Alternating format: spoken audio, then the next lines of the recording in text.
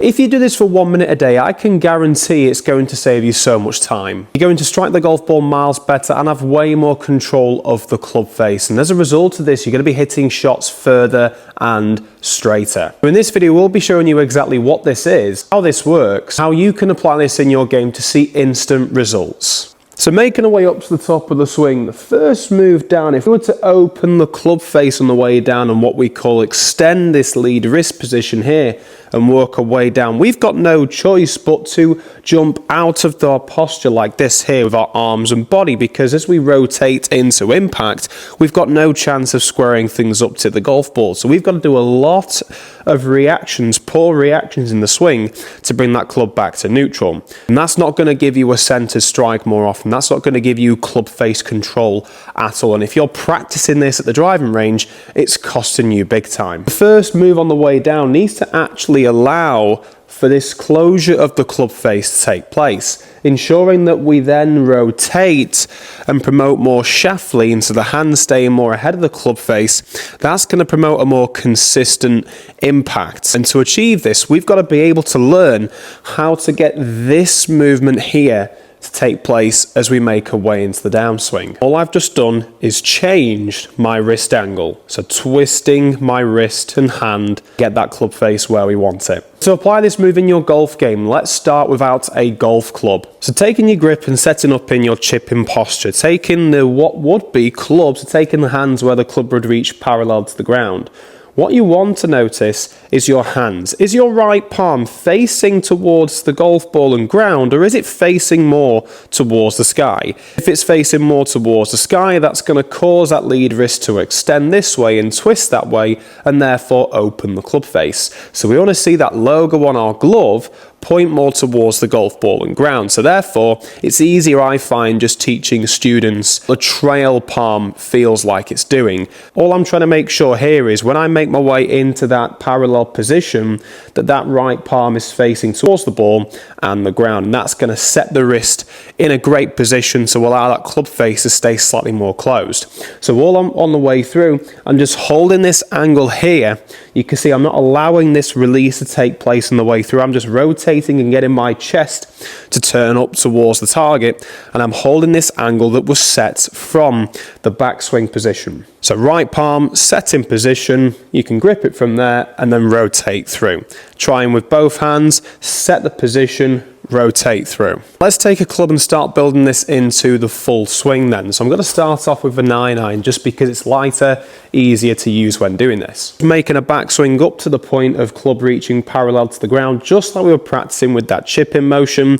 So set it, rotate through. You can see there again, I'm not letting this release, I'm just setting the club on the way back, rotating on the way through. Into more fuller swings, we've set it here on the backswing, working our way up into the top of the swing, your right palm to face towards the sky. It's going to help keep the club face under control. As soon as we allow this wrist to go the opposite way, it's opening up the club face again.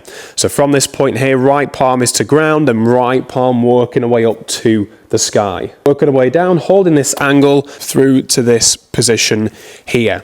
And in order to make sure you're doing this correctly, you don't need to film yourself whatsoever. All you need is this device right here. So simply switch your sensor on, go onto the App Store, download the app, and then it only takes a couple of minutes just to connect once you've got it charged and all set up. So then once you're logged on, all I'm going to do is just go on to free practice, and that's just going to give me full swing, and I'm just going to press continue on there. Right-handed, I'm just going to make sure my left arm is set dead flat, and then once I'm in position, I'm just going to move upwards like this. This gives you a 3D model straight away once you've got it calibrated to see how much flexion and extension you have in your lead wrist throughout your golf swing. So we're going to be looking at a few checkpoints: the setup, top of the swing, and the moments of impact. So I'm just going to hit a shot now, just really focusing on that checkpoint there. And you can see on the screen there, minus 35, so that's indicating that flexion. Then making our way up to the top, I'm trying to hold that flexion. And if I can do it more so in the downswing, that means we're getting that twisting motion that we were explaining earlier. More of this palm facing the ground, as you can see on the screen. So we heard the little sound on there. So looking at the numbers on the bottom from the address position, you're always going to be ever slightly more extended simply because of the way we grip the club. Making our way into the backswing, you can see that I get quite, it's saying here, a little bit too flexed. However, I prefer to see golfers in a more flexed position as opposed to extended. But as we make our way into impact, I'm actually doing the opposite here. At impact, I'm twisting obviously more this way because I probably bow it maybe a little bit too much at the top of the swing.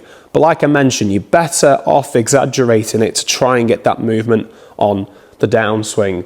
So having a look at this then, what I'm going to try and do now is just to ensure I'm doing this right, this drill right, all I want to see is at impact to have more flexion than the top of my golf swing. So I'm not too bothered about what it says, whether it's in the white, whether at the top of the swing it's in red or green, whatever it may be.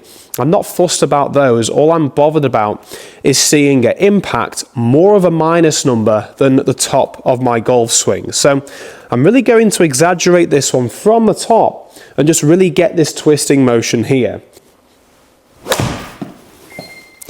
Let's have a look at that one. So I hooked that one quite far left, and I am still, more flexed at the top of the swing than I am at impact. So I am still actually going from too flexed to an extending more so in the downswing. So I've got to work on getting that correct twisting action rather than reacting at the top of the swing and pushing the hands the opposite way and extending that wrist more so, or pushing it more to the extended position. I want to be able to get to the top of the swing and then really force this action here to take place. That one went left because I released the club very much so early. So I'm going to try this again and really encourage this action here to take place. You can see on the screen there, I'm exaggerated this so much, but when you have a look at impact, it was only minus 16 on that one. So it's a great perspective of having a look at the feel versus real concept. So when you're practicing this in the back garden with the club, you don't even need to take any golf balls doing this. I can literally just make a swing, and you heard the noise there. It's tracked that one, and I actually did better than the last one just from making that swing there. So at the top of the swing, minus 23.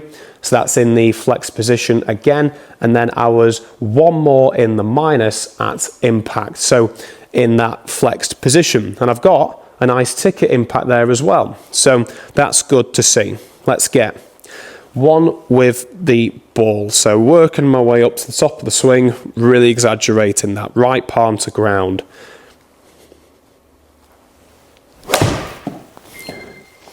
Let's have a look at that one. Okay, so much better.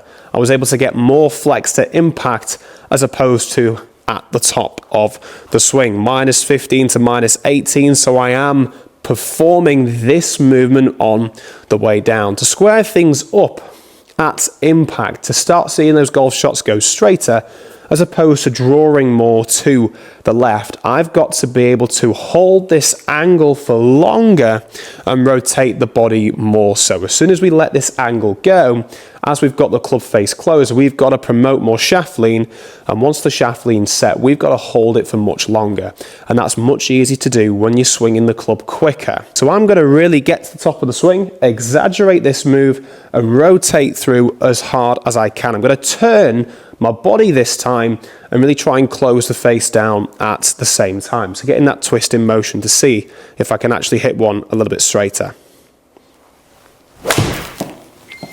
There we go. That's much better. That is much better. Oh. So at the top of the swing, I'm still more flexed than I was at impact, but that to me, really interesting actually. That to me felt like at impact, I was way more flexed than that. And this just gives you instant feedback. It's so easy to be able to understand with this what you want to see. So we want to see at impact more flexion than we do at the top of the swing.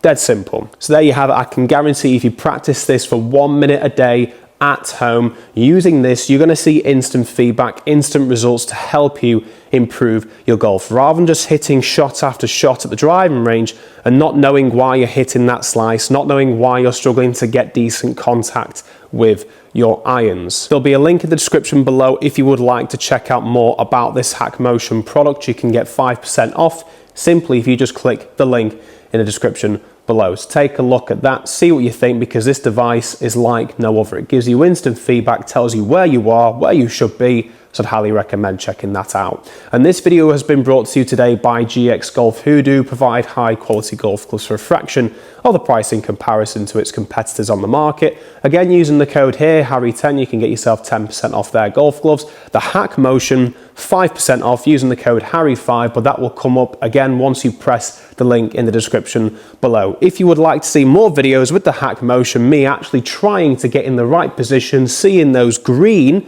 at the top of the swing, having that flatter wrist set as opposed to too much of this movement here, of this flex position, comment below and let me know. I will have a look at filming a video on that. I do plan to film a lot more videos with this, so I'm excited to test this out and see what we think. A full review will be on its way very soon as well. Thanks for watching, and we'll see you in the next video.